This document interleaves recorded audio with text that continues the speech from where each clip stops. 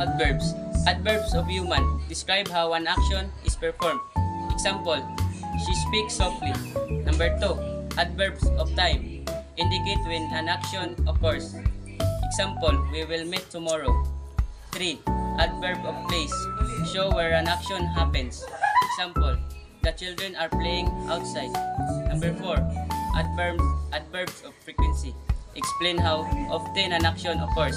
Example, I always brush my teeth before bed. Sa po, boy. Adverbs of degree indicate the identity of extent of an action. Example, she was very happy.